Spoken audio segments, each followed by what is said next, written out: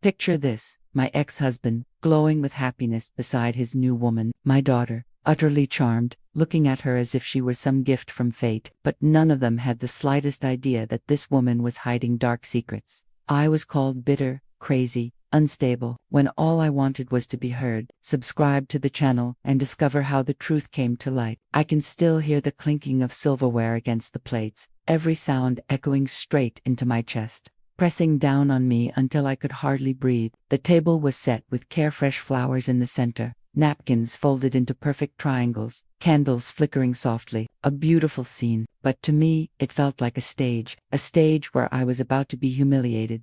Richard, my ex-husband, looked radiant. His smile carried that smugness I knew all too well. Emily, our 33-year-old daughter, laughed at some story he was telling, and then she walked in. "This is Valerie," Richard announced, as if it were the most natural thing in the world. My whole body froze. Valerie. She entered the room with steady steps, wearing a navy blue dress that flattered her fair skin, her auburn hair neatly pinned up in an elegant bun. She was exactly 40 years old, young enough to wound me, old enough to know exactly what game she was playing.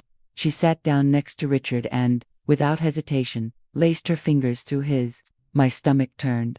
The feeling was betrayal and injustice, burning all at once. "Hello, Diane," she said, looking straight at me with a wide smile. But in her eyes, there was something cold, calculated. A chill ran down my spine, because I knew her.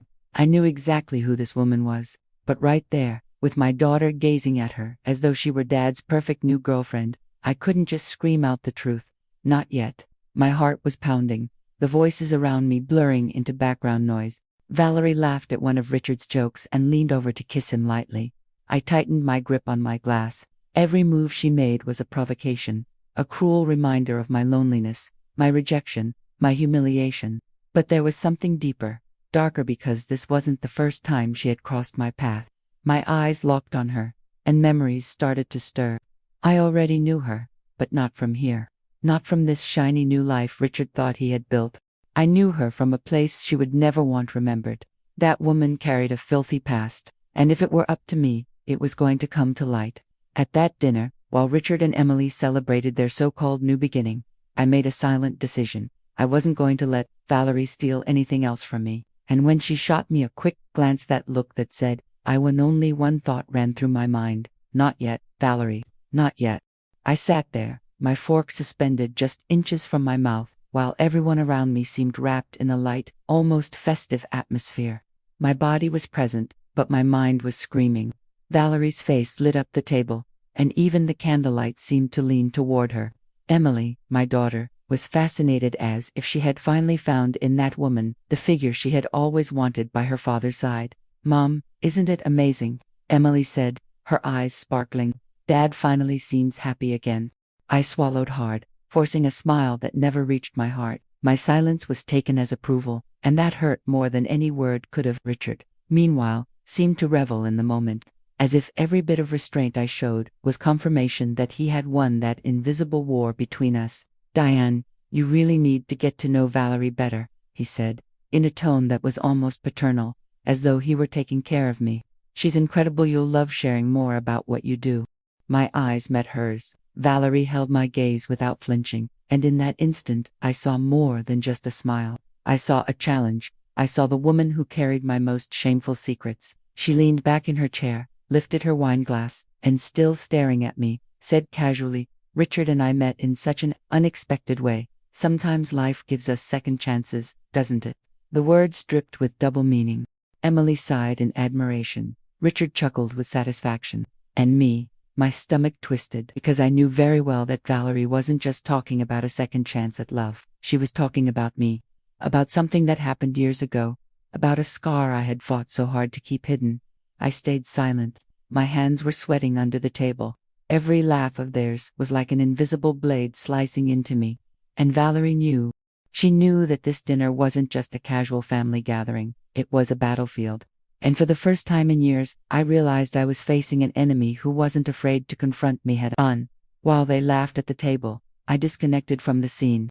The wine in my glass shimmered with the candlelight, and in that red reflection I was transported back to the past. Richard and I met in college. I was 22, full of dreams, And he was 25, already ambitious, already carrying that energy of a man determined to conquer the world. We fell in love quickly, with that intensity that feels eternal when you're young. I remember thinking, this man will be my safe harbor, and for a time, he was. We married, built a home together, had Emily, our only daughter. There was love, yes, laughter, trips, nights, carried on by conversations until dawn. But life isn't made only of happy moments. Richard's work began to consume everything. Meetings, deals, trips. I, on the other hand, stayed home, taking care of Emily, the routine, the little details no one noticed. That's how the distance began. Silent, almost invisible. At first he came home later. Then, he didn't come at all. Eventually he returned only as if fulfilling an obligation.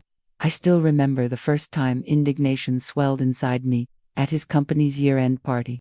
Richard introduced me to everyone as Emily's mother. No mention of wife, no mention of partner, just the mother of our daughter. It was a silent humiliation, but devastating. In his eyes, I was no longer Diane, I was just an accessory. In the years that followed, the betrayal was never explicit, but I could feel it. His eyes on other women, his rush to leave the house, his irritation whenever I tried to talk, and then came the divorce, cold, calculated. As if he were simply signing another business contract. He took part of the house, part of my soul, and what hurt me the most, he took Emily too. Not physically, but emotionally. Our daughter drew closer to him, believing his twisted versions of me. And now, years later, I was staring at this scene, Richard glowing beside a woman hiding dark secrets, and Emily, enchanted, looking at Valerie as if she were a gift from destiny. I asked myself bitterly, would anyone ever see the injustice I lived through? Or would I forever be the villain in the story Richard told? As those memories consumed me, I came back to the table and saw Valerie smiling at me. A smile that said, I know what you lost, and I know how to destroy you all over again. After that dinner, I spent days trying to catch my breath. The encounter had been brief, but devastating. It wasn't just Richard at Valerie's side that haunted me. It was Emily, my daughter, my blood, my greatest pride, and, at the same time, my deepest wound. She called me 2 days later. Her voice was animated, full of life. For a moment, I almost forgot the weight I carried as I answered, Mom, you won't believe it. Valerie is wonderful, she said excitedly. We talked for hours after you left. She understands me. Mom, it feels like we've known each other for years. I swallowed hard. That hurt more than any provocation from Richard. I didn't want Emily to become just another victim of that woman's poisonous charm. I'm glad you felt comfortable, sweetheart, I replied, forcing a sweetness I didn't feel. But take it slow. People aren't always what they seem. There was silence on the other end.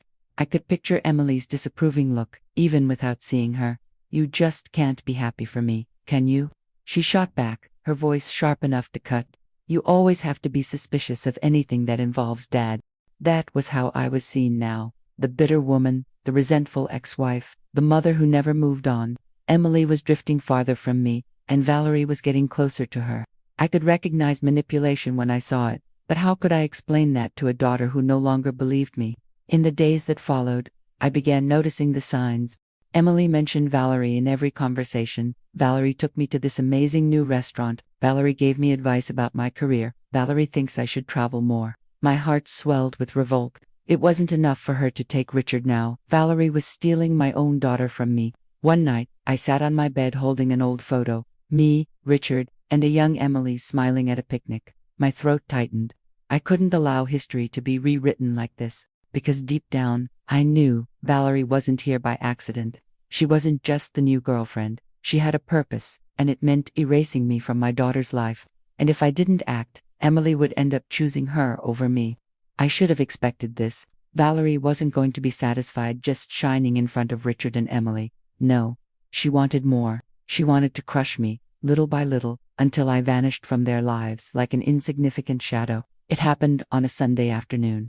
Emily had invited me for coffee, a rare chance for us to be together, just the two of us. I accepted right away, hoping to reclaim some space. But when I arrived at the cafe, my heart sank. Valerie was there, sitting beside her, smiling as if it were the most natural thing in the world. Surprise, Mom, Emily said cheerfully.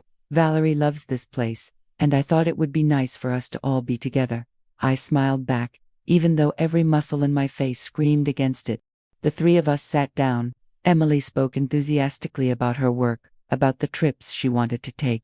Valerie listened attentively, praising every little detail. I heartily joined the conversation. It was as if I had become a background character in my own daughter's life. When Emily went to the restroom, silence settled over the table. Valerie leaned forward, still smiling, but her eyes were sharp blades. "You're uncomfortable, aren't you?" she said softly, almost in a whisper. I widened my eyes, startled by her boldness. "What do you mean by that?" I asked, steadying my breath. She lifted her coffee cup, turned it slowly between her fingers, and replied, "I know it can't be easy for you to see me with Richard, and now, so close to Emily, but things change, Diane. You should accept it." There was poison in every word. "I don't have to accept anything," I shot back firmly. That's when she leaned in closer, so close I could smell the sweet perfume she wore. Her smile widened. "You've always had so much to lose, haven't you? Funny. It seems destiny keeps putting me in your path." My whole body went cold. She was admitting, even if in code, that this wasn't a coincidence, that there was a purpose. Before I could respond, Emily came back from the restroom, smiling, oblivious to the silent battle that had just taken place. Valerie leaned back in her chair, slipping her sweet mask back on in seconds. I sat there, looking at the two of them, and felt a wave of anger wash over me. This wasn't just about Richard. It wasn't just about my broken marriage. Valerie wanted to steal my daughter, my identity, my dignity. And I knew this had only been the first provocation.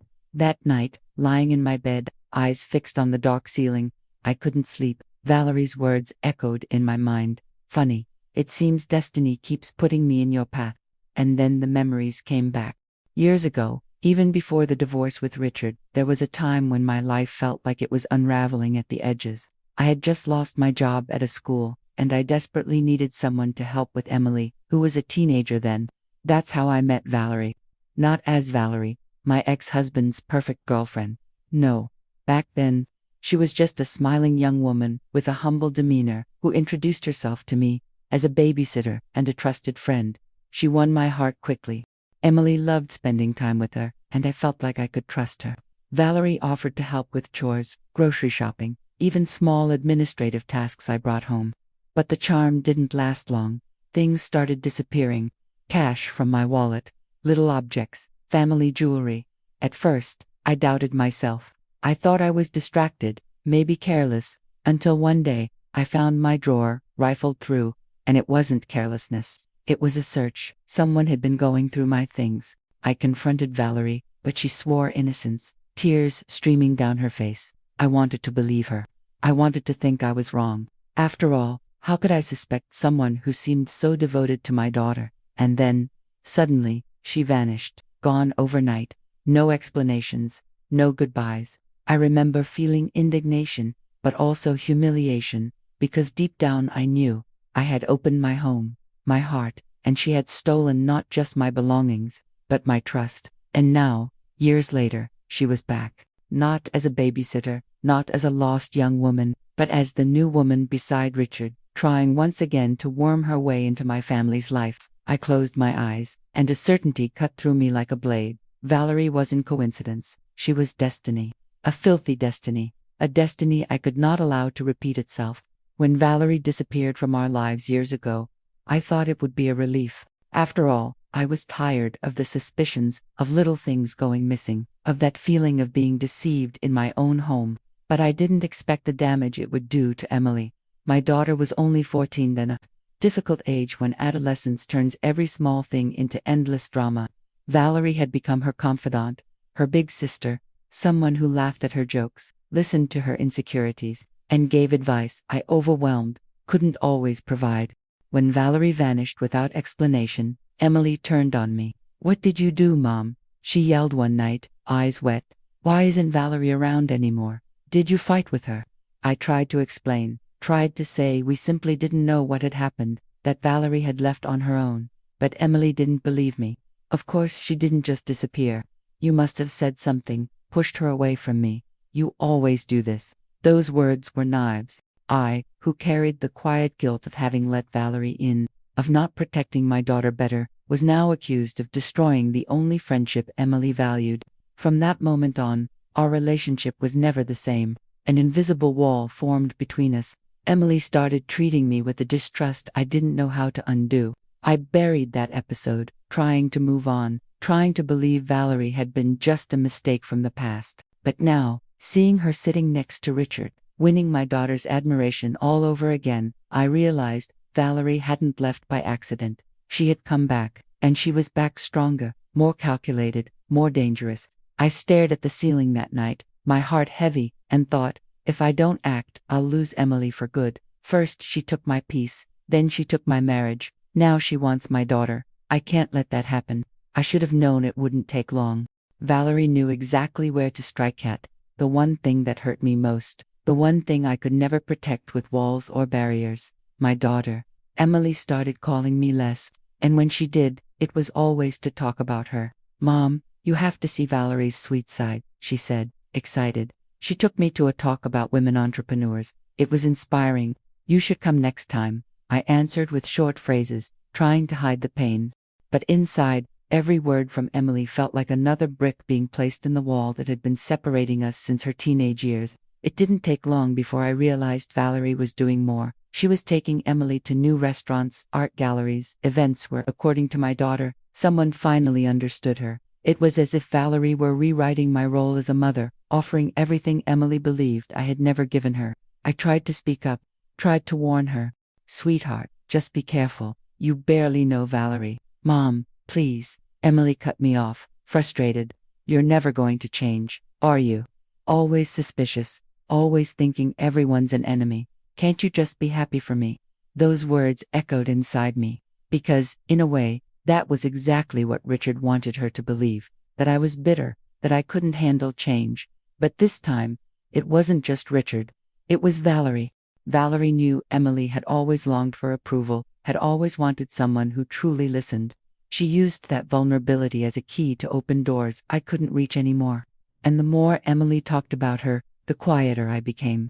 Because deep down, I knew, if I kept pushing, I risked losing my daughter completely. It was a cruel game, a game I didn't know how to win. That night, I closed my bedroom door and broke down in silent tears. I, who had always been strong, who had endured the weight of divorce and loneliness, now felt shut out from the very thing I loved most. Valerie wasn't in a hurry. She was invading my life slowly, like a shadow spreading until no light remained. And I saw with greater clarity each day, this wasn't just a fight for space, it was a war. It didn't take long for the roles to fall into place. Valerie the charming one, the kind one, the new chance at happiness for Richard. And me, Diane, the resentful ex-wife, the difficult mother, the bitter woman. That's what I saw in their eyes. And worse, that's what I felt in my own daughter's gaze. One afternoon, Emily called me. I thought it would be an invitation, an attempt to reconnect. But her voice was cold. Mom, we need to talk. We met at a park. The chilly wind stirred the trees, but nothing froze me more than the words I heard. You need to stop this, she said, arms crossed. I know you don't like Valerie, but Dad's happy, and so am I. If you keep trying to find flaws in her, you're going to end up alone. I stared at her, feeling the ground vanish beneath my feet. Emily, you don't understand. That woman isn't who you think she is. She laughed a short, disbelieving laugh. Of course, Mom, because in your world, no one is ever good enough. You always find a reason to distrust people. Every word was a knife. I wanted to scream, to tell her everything about Valerie's past, but I swallowed it down, because I had no proof, because to Emily, it would sound like jealousy. And Richard didn't help. He only reinforced the story that I was bitter, that I couldn't move on. Diane, please, he told me on the phone, with that cynical calm I despised. You need to accept that I've moved on. Valerie hasn't done anything wrong. You're the one clinging to the past. It ate me alive. I wasn't obsessed. I wasn't bitter. I was someone who knew exactly who Valerie really was, but no one wanted to listen.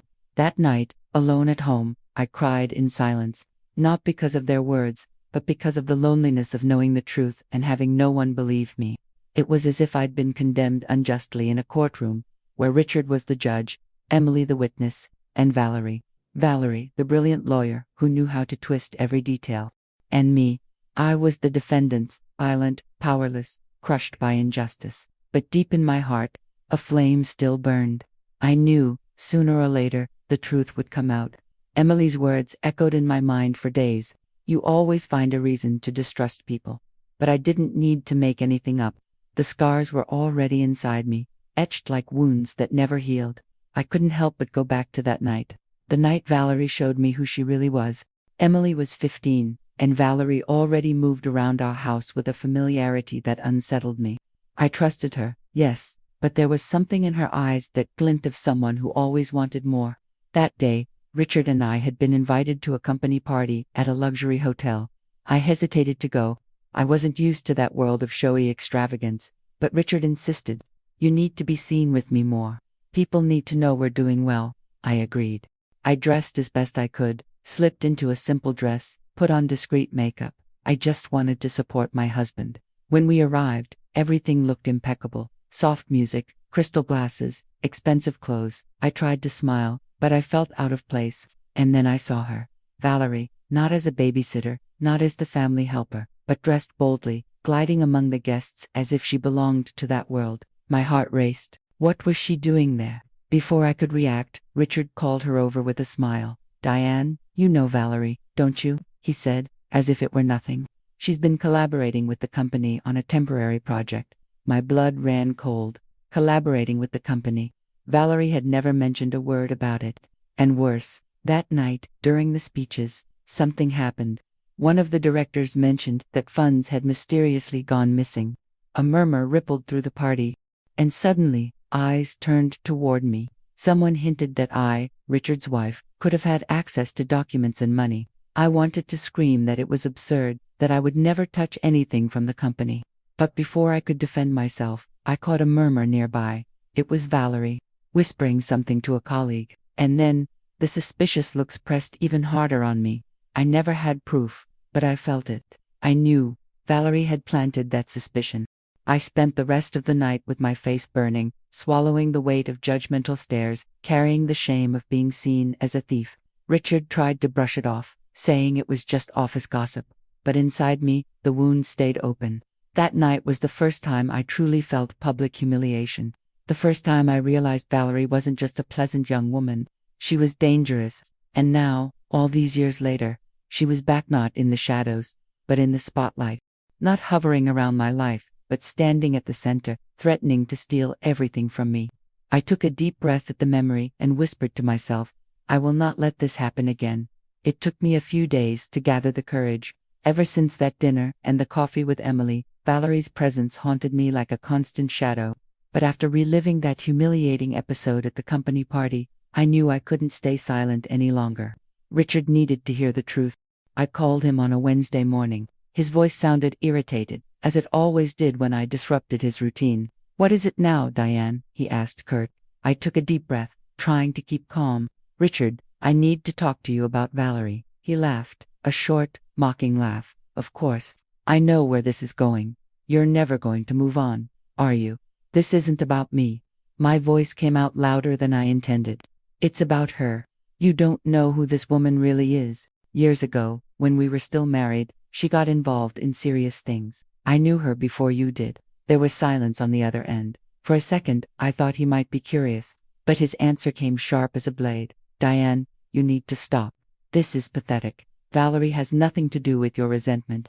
You're making up stories because you can't stand to see me happy.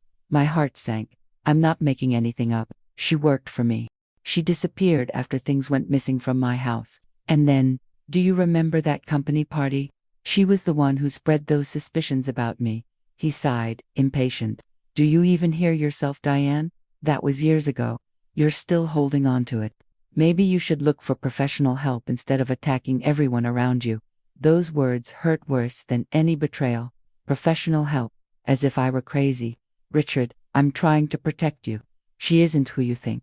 Enough. His voice turned cold. If you keep obsessing over this, I'll have to limit even our contact about Emily. I won't let you poison her against Valerie. I felt the ground vanish beneath me. Now I wasn't just the rejected ex-wife. I was the woman painted as unstable, jealous, bitter. And the worst part, Richard believed her, not me. I hung up with trembling hands. The silence in the house mocked me. I was alone, once again, defenseless against Valerie's manipulation. But within that pain, something began to stir, a flame of rage. If they wouldn't believe my words, then I would have to prove the truth with facts. 2 days after that devastating conversation with Richard, I ran into Valerie again. It was at the neighborhood supermarket, the last place I would have expected to see her.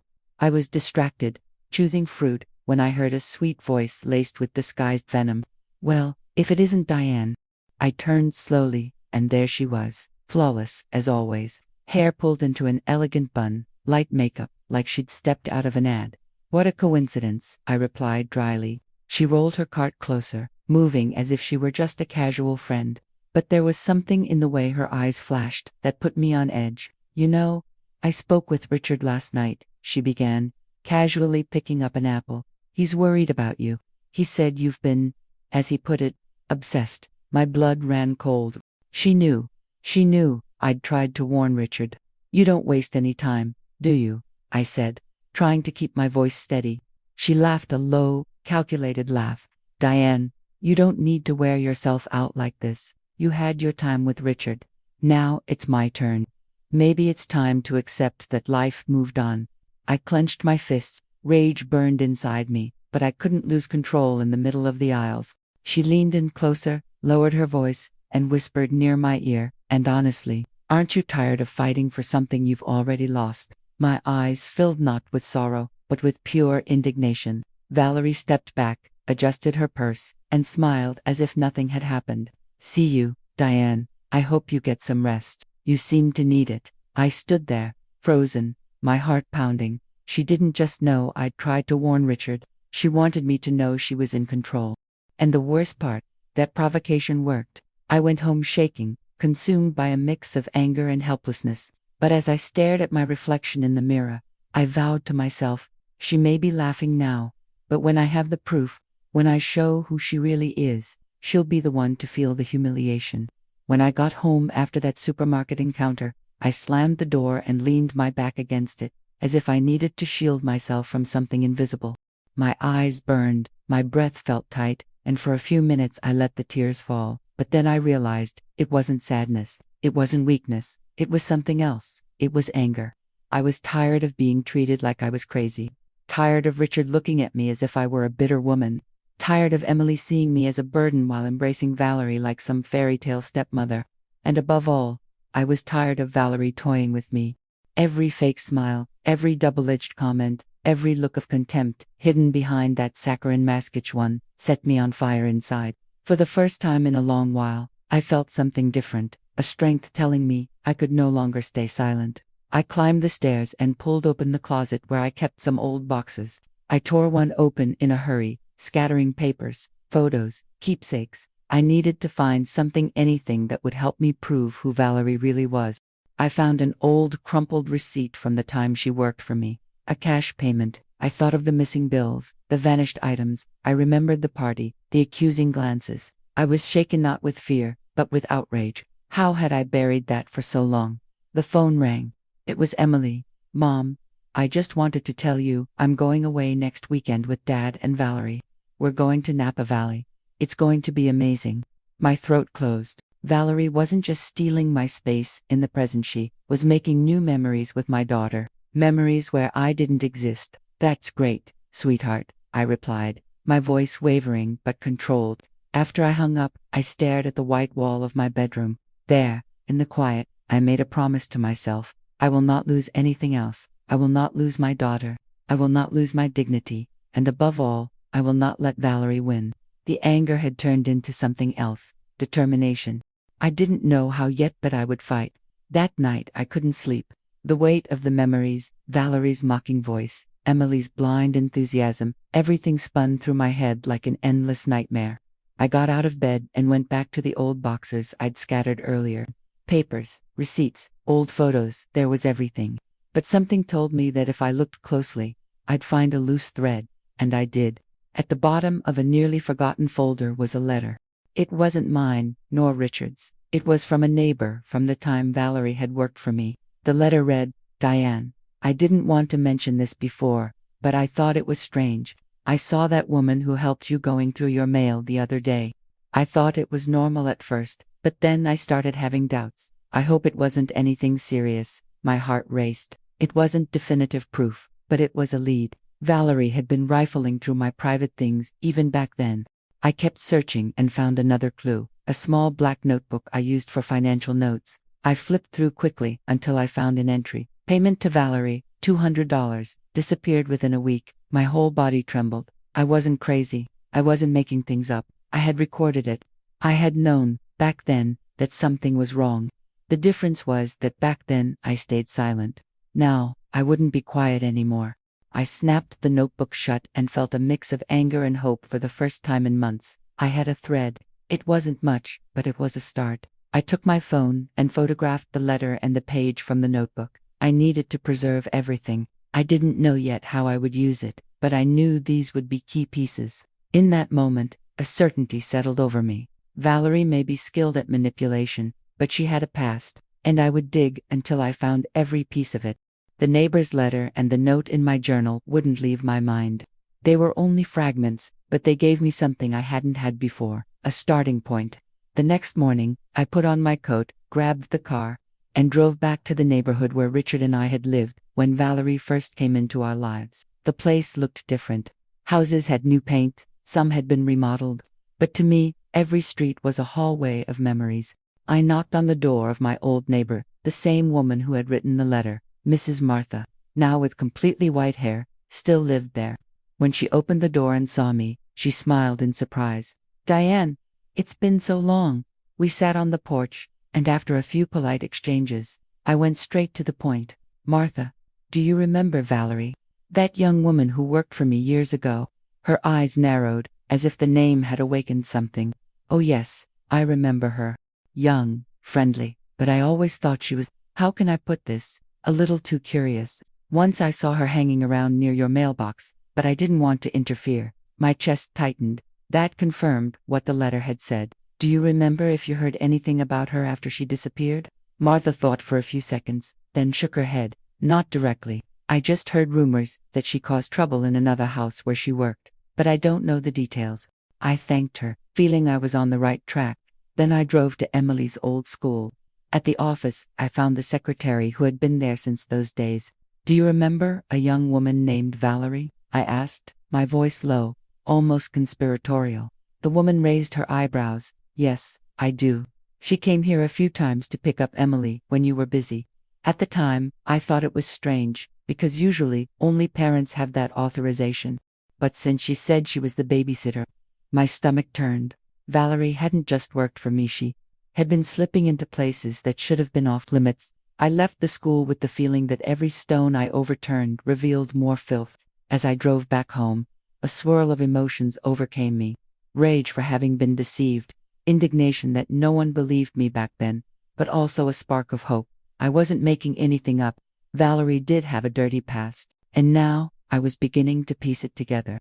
Martha's words and the school secretary's wouldn't leave my mind. Valerie had always been too close, always crossing boundaries, but I needed something more solid, something I could show, something no one could ignore. That's when I decided to find Karen, an old coworker from the time Richard still had his downtown office. Karen had seen Valerie at a few social events and, unlike most, had never seemed charmed by her. I met Karen at a quiet cafe.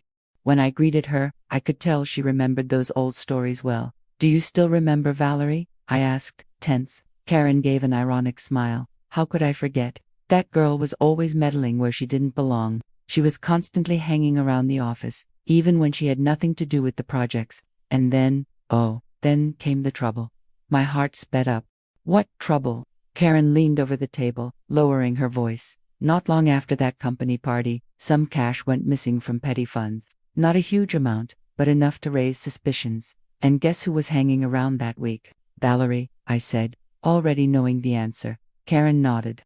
"No one could prove anything, because she disappeared right after. But everyone knew. It was the way she smiled whenever someone brought it up, like she was enjoying the chaos. You remember, don't you?" I remembered. I remembered the stares, the whispers, the shame I felt when part of the blame fell on me that night. But now, I had another voice confirming it. It wasn't paranoia. It wasn't invention. Valerie did have a history of theft. I went home with a heavy chest and a clear mind. Richard could call me crazy, Emily could call me bitter, but I now had something that showed who Valerie really was. They weren't official documents yet, they weren't undeniable proof, but they were no longer just memories. They were testimonies, fragments of a truth beginning to surface. I looked at myself in the mirror and said softly, I will gather them. Every piece, every detail. And when the puzzle is complete, no one will be able to silence me. It took me days to gather the courage. Every time I thought about calling Richard, I remembered our last conversation, when he practically called me crazy. But this time was different. I had names, confirmed memories, testimonies, not definitive proof, but strong enough to at least make him think. Or so I hoped. I called him on a Friday night. He answered with a dragging tone, clearly tired or maybe just annoyed at being interrupted. What is it, Diane? Richard, listen. I went looking for information. I spoke to people who knew Valerie in the past. She's not who you think she is. Did you know she was once suspected of theft? On the other end, silence for a few seconds. My heart raced with expectation. But then came that short, mocking laugh I knew too well. Don't you ever get tired? Richard, I'm serious. Valerie disappeared from my life back then because she got herself into trouble. I have a neighbor who saw her going through my mail, a coworker of yours who remembers the money missing from the office. Do you really think it's a coincidence she vanished at exactly those moments? He let out a long sigh, exasperated. Diane, I already told you, you need help. You can't let go. Everything in your head now is some conspiracy against you. Do you even hear how you sound? My chest tightened. I'm not making this up, I cried, my voice breaking. Why don't you ever listen to me? Why do you always treat me like I'm a burden? His reply was cold, almost cutting. Because you've turned everything into drama. I have a new life now, Diane. A woman who supports me, who doesn't live stuck in the past. You should learn from her. Instead of trying to destroy what we have, learn from her. I heard those words like a final sentence. Richard had chosen, not just Valerie, but the version of herself she had so carefully built. I hung up before my voice gave way completely. I sat on the living room floor, letting the silence of the house swallow me whole. It was as if I had screamed into a deep well, and, instead of an echo, only stones came crashing back. The injustice burned inside me. I knew the truth. I had seen it, lived it, felt it. But to Richard, I was nothing more than a bitter woman who needed help. And as I wiped my tears, a new decision began to form inside me. If Richard wouldn't listen, if Emily refused to believe, then I would gather proof so clear, so undeniable, that no one would ever be able to ignore me again. I will never forget the day Valerie first entered my life. It was a sweltering summer afternoon. Emily had just turned 14, and I was exhausted. My marriage was already faltering. Richard spent more and more time at the office, and I was left alone, trying to juggle work, the house, and my daughter's turbulent adolescence. Then, the doorbell rang. When I opened it, there she was, a young woman in her early 20s, red hair, a timid smile, and a folder of resumes in her hand. Good afternoon. My name is Valerie. I'm looking for work as a babysitter or household assistant. I heard you might need some help. In that moment, she seemed harmless. There was something in her voice, sweet and steady at the same time, that disarmed me. I hesitated, of course, but Emily appeared behind me, curious, and Valerie crouched down to speak to her. Hi, Emily. 14 is such a beautiful age. I bet you love music, don't you? My daughter smiled, enchanted, and that was how it all began. In the days that followed, Valerie became a constant presence in our home. She helped Emily with her homework, prepared snacks, even folded laundry when I was overwhelmed. She seemed like the help I so badly needed, and for a while, I really believed it. I trusted her enough to let her pick Emily up from school when I was late. I trusted her enough to leave her alone in my home. But small signs began to appear. A lipstick of mine that vanished. A family watch I never found again. And whenever I asked, Valerie looked me straight in the eye and said with conviction, Diane, I would never do that. And I believed her, because I wanted to believe her. Because, somehow, Valerie had already won over Emily. Confronting her meant risking an even greater distance between me and my daughter. That was how the trap was set. Slowly, silently, Valerie became not just a helper, but part of our routine, part of our intimacy. And when she disappeared suddenly, leaving only a trail of missing objects and the silent rage inside me. I should have seen what was coming, but I didn't. I didn't want to. Now, so many years later, I saw it clearly. The woman Richard introduced as his new girlfriend hadn't come out of nowhere. She had always been there, circling, waiting for the right time to return. And this time, not as a babysitter, but as someone who wanted to take everything. The most perverse thing about Valerie was her ability to live two versions of herself. In front of Richard and Emily, she was sweet, attentive, almost exemplary. But when we were alone, the mask slipped and I saw her true face. The first time that happened was at a dinner at Emily's place. Richard had invited everyone, and I, against my better judgment, agreed to go.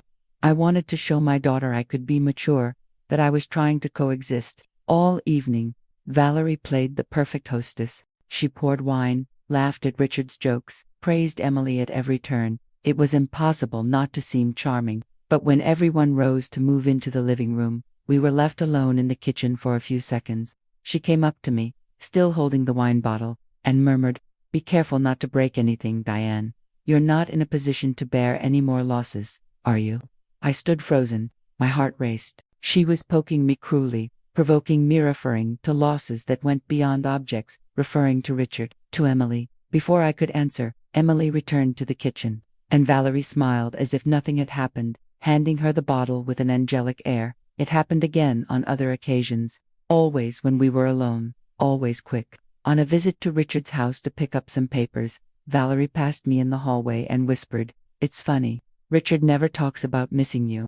He seems so complete now." Another blow, another open wound, and once, as we left a cafe where we'd bumped into each other by chance, she smiled and said, "It's strange how Emily opens up to me. Sometimes I feel more like her mother than you." Those words hammered at my mind for nights. I knew it was a game. I knew she wanted to destabilize me, to make me lose control. But the worst part was realizing it was working. I found myself increasingly consumed by anger, by outrage. Alone in my room, I screamed silently at the mirror, "You will not destroy me, not this time." I had always feared losing Richard, but I never imagined the real blow would come in the most painful way. Through Emily. Valerie didn't need much effort. All it took were little seeds, disguised as advice and subtle comments. And my daughter, already vulnerable because of our turbulent relationship, absorbed every word as if they were absolute truths. One afternoon, Emily showed up at my house. I opened the door with joy, thinking we might finally have a moment of reconciliation. But her face was stern, her arms crossed. "Mom, we need to talk." I felt the chill spread through my body. She sat on the couch, looking at me as if I were a stranger. "Valerie told me you've been spreading horrible stories about her, that you said she's a thief, that she makes things up." "Why, Mom?" My heart raced. Valerie was twisting everything. "Emily, I'm not making anything up. I'm just trying to protect you. That woman isn't who you think she is." But before I could explain, Emily shot up, furious. "Don't you get that you're hurting me? I like her. She listens to me. She supports me. Why do you always have to ruin everything I try to build with Dad?" My legs trembled. I wanted to scream that Valerie was poisoning her, that it was all manipulation. But the tears in her eyes paralyzed me. "Emily, I'm your mother. I only want what's best for you." She shook her head, already heading toward the door. "Then prove it. Stop talking badly about Valerie. Stop trying to push me away from her. Because the way you're acting, it feels like you don't want me to be happy." The door slammed, and I was left alone, the echo of her words tearing me apart. Valerie wasn't just stealing my memories and my trust. She was now stealing my daughter, turning her into a weapon against me. I sank to the floor, my hands over my face, feeling the rage burn like fire. That was exactly what Valerie wanted, to see me isolated, discredited, even hated by my own child. But as the tears fell, a certainty grew inside me. If Valerie thought she could destroy me by using Emily, she was about to learn she had underestimated a mother. After the fight with Emily, I spent days locked inside my house, replaying every word she had thrown at me. "It feels like you don't want me to be happy." That's what Valerie was doing to me, twisting my image, turning me into the enemy of my own daughter. But fate has a strange way of revealing truths when we least expect it. That Saturday, I decided to revisit some old boxes still stored in the basement of the house I once shared with Richard. Emily let me in but reluctantly. Don't take too long, Mom. Dad and Valerie will be back soon. The bitterness of those words lingered in my mouth. My own daughter now said Dad and Valerie, as if they were one single unit, as if I had never existed. I went down the stairs, my heart racing. The boxers were covered in dust, filled with memories I hadn't had the courage to face. But something inside me told me that answers were hidden there. I opened one of the boxes with Richard's old office documents, yellowed papers, reports, event invitations, and then, among them, I found a thin folder marked with the year when it all happened. Inside were copies of internal company records. One of them was a report about the missing petty cash. Not very detailed, just a note mentioning a temporary collaborator who had been dismissed shortly after, and attached to the report was a photo. I nearly dropped it. It was Valerie. Younger, of course, but unmistakable. The same red hair, the same smile she now used to poison my daughter. My fingers trembled. There it was, the connection I needed. It wasn't just memory, not just testimony. It was a document, proof that Valerie had been involved in something shady and that she had been removed. My heart raced. I felt a mix of triumph and dread. Triumph, because I finally had something concrete in my hands. Dread, because if Valerie found out I had that proof, she wouldn't hesitate to come after me even harder. I shut the folder quickly, slipped the photo into my bag, and took a deep breath. There, in the basement of the house that had once been mine, I knew the war had just changed course. I sat on the bed with Valerie's photo in my hands. It felt strange staring at that young face, the same false smile that now charmed Richard and Emily, but which I knew was a mask. With every second I looked at the image, a wave of emotions washed through me. Indignation at remembering the humiliation I suffered when everyone believed I might be involved in the missing funds. Anger for having swallowed my silence all those years, but above all, a flicker of hope. I had proof, small, but real. For the first time in months, I no longer felt lost in a maze of memories and empty accusations. There was something concrete now, something that could be shown. I pulled out my phone and photographed the document and Valerie's photo. I made digital copies, saved them to a flash drive, and hid them in different places. I had learned the hard way that against someone like Valerie, prudence was essential, but alongside the relief came fear. What if she found out I had it? What if Emily, poisoned by her words, accused me of inventing even more? I closed my eyes, took a deep breath, and heard my inner voice. No matter the fear, now you have a weapon. Now you have the power to flip this game. I spent the night planning how to use that proof, show it directly to Richard. No, he wouldn't believe me. To Emily, too risky. It might push her further into Valerie's arms. I needed a strategy. I needed allies. And for the first time in a long time, I felt like more than just a survivor. I was planning. Valerie thought she had me cornered, but she had no idea I had just found the first piece that would topple her house of lies. That morning I woke up different. The fear was still there, of course, but there was also a new feeling. I had something in my hands, proof, a thread of truth that could unravel the whole tangle of Valerie's lies. But I knew I couldn't carry that burden alone. If I kept trying to face everything in silence, I risked losing my mind. I needed someone who would believe me. That's when I thought of Margaret, my longtime friend. We'd been colleagues since the days when Emily was still a baby. Margaret had always been steady, loyal, someone who could listen without judgment. I called her and, without giving many details, asked to meet at a quiet cafe away from prying eyes. When she walked in, I felt a relief that almost made me cry. She hugged me tightly, as if she already sensed the pain I carried. "Diane, you look worn out. What's going on?" she asked, concerned. I set my bag on the table, opened it with trembling hands, and showed her the photo of Valerie attached to the company report. "This is it, Margaret. The woman with Richard, the same one Emily admires. She was in my life before, and she brought destruction. Here's the proof." Valerie was let go amid suspicions of theft. Margaret took the photo, studied it closely, and furrowed her brow.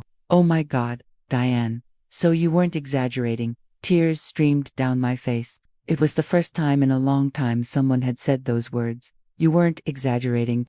I told her everything. How Valerie had worked for me, how things had gone missing, how she vanished without explanation. I told her about the party, the humiliation, the current provocations, the way she was manipulating Emily. Margaret listened in silence, eyes fixed on mine. When I finished, she took my hands and said firmly, "Diane, you are not crazy. That woman is dangerous. You need to expose her. But do it carefully. Keep every piece of evidence. Document every detail. And if you need me, I'll stand by your side." In that moment, something changed inside me. I was no longer alone. Valerie might have Richard and Emily, but now I had someone who could see the truth, and that was enough to rekindle the fire inside me. I looked at Valerie's photo one last time before tucking it away and whispered, "Your time is almost up." I went home after meeting with Margaret with a feeling I hadn't felt in a long time. Purpose. For the first time in months, I wasn't just reacting to Valerie's blows, I was planning my counterattack. I sat at the table with the folder open, Valerie's photo in front of me, and I began to write a list, a strategy, old evidence, the neighbor's letter, the note in my planner, the company report with Valerie's photo, testimonies, Martha, the neighbor, Karen, the former coworker, the school secretary, living witness, Margaret, ready to stand by me. Each item was a piece. Together, they formed a picture no one could ignore. But it wasn't enough to simply show those fragments. I needed the right moment, the right place, the impact that would make Richard, Emily, and everyone else see the truth with their own eyes. Margaret suggested, "You need to expose Valerie in public, Diane. Do it somewhere she can't twist versions. Maybe at a family event, or something important to Richard, that will make an impact." It made sense. I knew Richard and Emily were planning a big celebration in the coming weeks, his 61st birthday, an elegant dinner, full of guests. Valerie would certainly be at the center, parading herself as the new queen of the family.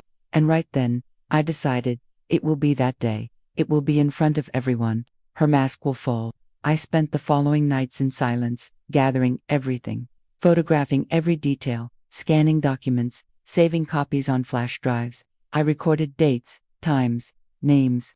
I turned my pain into a dossier. Meanwhile, Valerie carried on her performance. I saw photos of her smiling next to Emily. Acquaintances reported how charming she was. Every compliment was fuel on the fire of my determination, because I knew, the higher she climbed, the more spectacular the fall would be. And this time, I would be the one pulling the rug out from under her. It wasn't just about revenge. It was about justice. It was about showing everyone who Valerie had always been, a thief, a manipulator, a destroyer of homes. And I knew, on Richard's birthday, that truth would leave the shadows. Richard's birthday was only days away. With every hour that passed, the weight of my decision pressed harder. The dinner would be the perfect stage, but also risky. Valerie wasn't stupid. If she sensed any strange move, she could flip the script on me before I had a chance to speak. And it was in that tense atmosphere that our paths crossed again, at the town market, like so many other times. This time I didn't try to avoid her.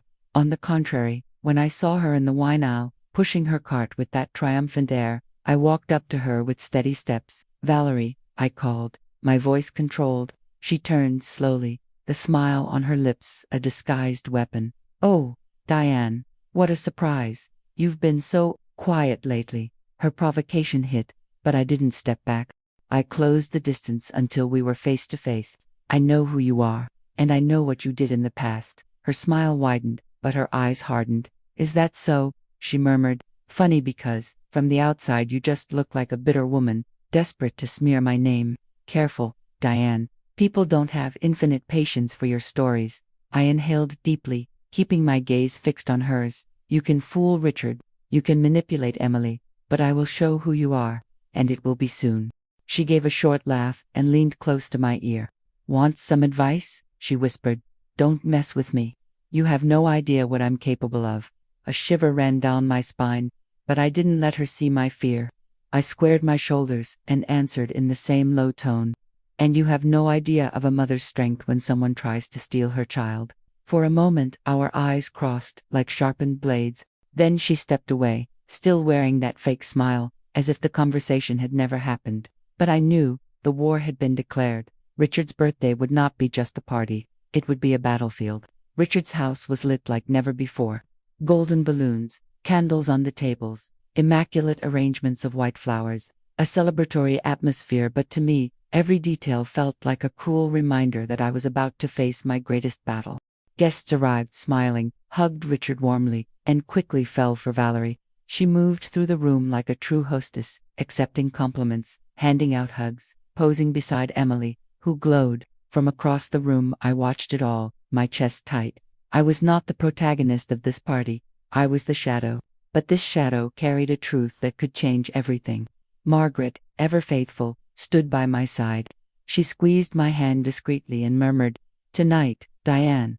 But be calm. Wait for the right moment." I nodded, breathing deeply. The documents, the photos, the digital copies, everything was with me, hidden in my bag. I had the ammunition. I only needed to pull the trigger. Meanwhile, Valerie reigned. She toasted beside Richard, smiled at the guests, made a point of including Emily in every conversation. Her performance was flawless, and that gave me more strength. The higher she rose, the more spectacular the fall would be. When Richard stood to make his thank you speech, the room fell silent. He thanked family and friends, and made a point of highlighting the special presence of Valerie, the woman who brought joy back into my life. The applause was deafening. Valerie blushed, feigning modesty, but her eyes found mine for a moment. That look said, "I won." And that was when the flame inside me grew. I looked at Margaret, who only nodded quietly. It was the confirmation I needed. I knew the moment was coming. I would not leave that party without revealing everything. The applause was still echoing through the room when Richard finished his speech praising Valerie. I felt my heart pound so hard it felt like it would burst from my chest. Valerie, with that calculated smile, thanked the guests as if she were the star of the night. Emily hugged her, laughing, looking at her with the admiration she used to reserve for me. It was unbearable. That scene was the last straw. I rose slowly from my chair. I felt dozens of eyes turned toward me, some surprised, some uncomfortable, but I no longer cared. "Excuse me." My voice was steady, louder than I expected. The room fell silent. "Before you continue celebrating, I think everyone here deserves to know the truth." Richard frowned, annoyed. "Diane, what are you doing?" Emily, embarrassed, whispered, "Mom, please, not now." But I kept going. My hand clutched the folder holding the documents, and my determination outweighed any shame. "That woman you're applauding, this Valerie you praise, is not who she pretends to be. I've known her far longer than any of you imagine, and I can prove it." A murmur spread through the room. Valerie, still standing beside Richard, kept her smile, but her eyes were cold as ice. "Diane," she said in that sweet voice of hers, "you don't want to humiliate yourself in front of everyone, do you?" "I'm not the one who's going to be humiliated tonight," I said, lifting the folder. My heart raced. My hands shook not from fear, but from anticipation. I knew that in the next minute, everyone's lives in that room were about to change forever. The room was utterly silent. I could feel every gaze fixed on me, some curious, some indignant, some embarrassed, but nothing would make me back down. I drew a deep breath, opened the folder, and held up the first page. Years ago, when Valerie first came into my life, she wasn't the perfect new girlfriend you know today. She worked for me, inside my home, beside my daughter, and not long after, things began to disappear: objects, money, even mail. A few guests murmured. I saw faces turning to each other. Richard stood, furious. "Enough, Diane, you're humiliating yourself." But I lifted another page, a copy of the company report. It's not just my word against hers. Here is an official report from Richard's office, the very year she was around. Money went missing from the petty cash. And do you know who was there? I held up the photo stapled to the document. Valerie's young face, staring at everyone. Her, the same woman you're applauding now. The murmurs swelled into shock. Some guests covered their mouths, others whispered to one another. Emily's eyes widened, darting between the photo and Valerie, as if she were seeing the impossible. Valerie tried to laugh, tried to hold the mask. "This is absurd. Diane, you're desperate, digging up old stories to smear me." But before she could go on, a voice rose in the room. It was Margaret. She had stood up and was now staring at Valerie with resolve. "I've known Diane for over 30 years. I know how much she's suffered in silence. And let me tell you all, this is no invention. This woman hurt her in the past, and she's doing it again now." All attention swung back to Valerie. Her smile faltered. Richard, confused and agitated, snatched the document from my hand, stared at the photo, and frowned. "Valerie, is this you?" She hesitated for just a second. Small, but enough for everyone to notice. And in that instant, I felt it. The mask was starting to crack. Richard held the document with trembling hands. His eyes shifted from Valerie's old photo to her face there in the room, exposed like never before. "Valerie, explain this," he said, his voice heavy with disbelief. For a moment, the entire room felt suspended in air. Valerie drew a deep breath, lifted her chin, and smiled, trying to regain control. "This is nothing more than an old misunderstanding. I was young, working in many places, and people were jealous. They wanted to blame me for things I never did. Diane is just digging up lies because she can't stand to see me happy with you." Some guests shook their heads, others whispered in doubt, but the damage was done. The document was real. The photo was real. And more than that, her hesitation had spoken louder than any excuse. Then Margaret, steady and firm, stepped forward again. "Richard, I heard the rumors myself back then. It wasn't made up. And it's no coincidence Diane suffered so many humiliations after this woman came into her life." Emily, in shock, looked at Valerie with tear-filled eyes. "Is this true?" she asked, her voice barely steady. Valerie tried to reach for her, but Emily recoiled as if she had been burned. "Answer me," my daughter demanded, louder this time. Valerie's silence was her answer, and what had once been charm turned into widespread suspicion. Richard slammed the document onto the table, his face flushed with anger. "You deceived me," he said, his voice low and sharp. "You deceived all of us." Valerie, without applause, without smiles, looked around like an actress who had forgotten her lines. Her empire of lies was crumbling before everyone's eyes. And I drew a deep breath, feeling something I hadn't felt in years. Justice. The woman who stole from me, who humiliated me, who tried to destroy my bond with my daughter, was finally being seen for what she truly was. The mask had fallen, and in front of everyone, the room was in chaos. Guests whispered, some already slipping away in embarrassment. Richard stayed silent, his brow furrowed, as if finally realizing the extent of the lie. Valerie, pale, had lost her shine. And then Emily came to me. Her eyes were filled with tears, her hands trembling. For the first time in a long while, I didn't see her as the young woman who judged me, but as the little girl who once ran into my arms, seeking protection. "Mom," her voice broke, "forgive me. I didn't want to believe you. I thought you were just bitter. But now I see it all." Tears blurred my vision. I pulled Emily into a tight embrace, as if I could make up for every second lost. "I never stopped loving you, sweetheart," I whispered, feeling my heart slowly piece itself back together. "Everything I did was to protect you." She cried into my shoulder, sobbing like a child. "I let her fool me. I pushed you away, and I didn't see who was really by my side." I ran my hand through her hair, trying to hold back my own emotion. "What matters is that now you know, and that we can start over." That embrace felt like breathing after years underwater. The weight of injustice I had carried for so long finally began to lift. Valerie, from across the room, watched us with eyes full of hate and defeat.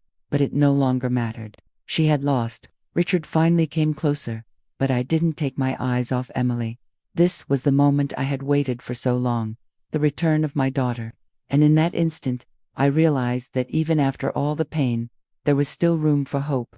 The days following Richard's birthday felt strange, almost unreal. Valerie vanished as quickly as she had appeared. No one spoke of her anymore, as if she had never existed. But I knew the scars of her presence would remain forever. Richard withdrew into silence, perhaps choking down his wounded pride at having been so blindly deceived. I felt no need to confront him further.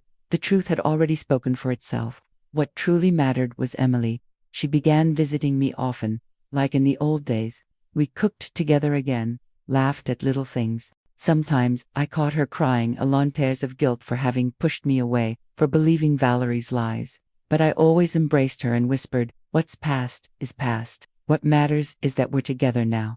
And it was the purest truth.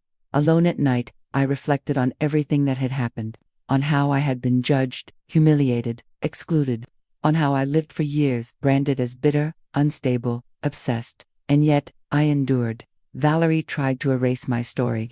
She tried to steal my daughter. She tried to destroy me, but she failed. Because the truth always finds a way to surface, no matter how deeply it's buried. Today, when I look in the mirror, I no longer see only the woman marked by pain.